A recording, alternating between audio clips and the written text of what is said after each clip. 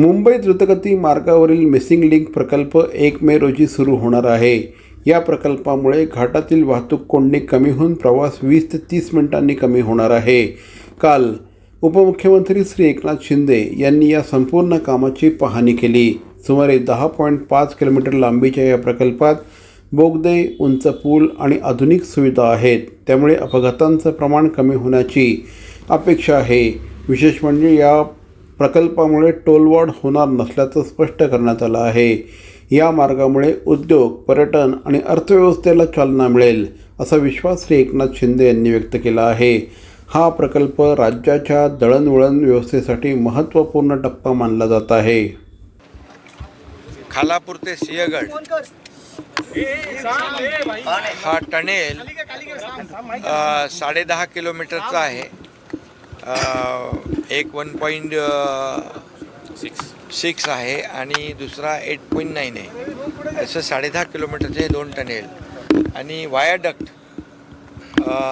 यामध्ये हा जो टनेल आहे तो जगातला सगळ्यात रुंद टनेल इथं होतो आहे. 4+4 आणि एक लेन आहे ती इमर्जन्सी लेन आहे. आणि वायाडक्ट पण जो आहे तो भारतातला सगळ्यात उंच 182 मीटरचा आहे.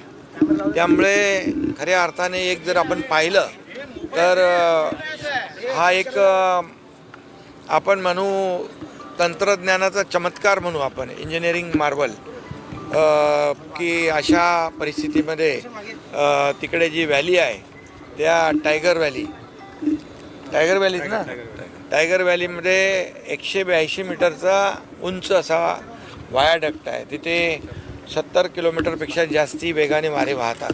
तिथे पूर्णपणे धुकं असतं, पाऊस असतं, वादळ वारा असतो. अशा परिस्थितीमध्ये हा चॅलेंजिंग हा प्रकल्प आहे. आणि मी या ठिकाणी आज सर्व काम पूर्णपणे हा कंप्लीट टनेल आणि आपला वायाडक्ट हे पाहिल्यानंतर 1-2 दिवसामध्ये सर्व फिनिशिंगचं काम होईल. आणि मुख्यमंत्री महोदयांनी 1 मेची तारीख दिलेली आहे. त्यामुळे त्या दिवशी याचं उद्घाटन आम्ही करू.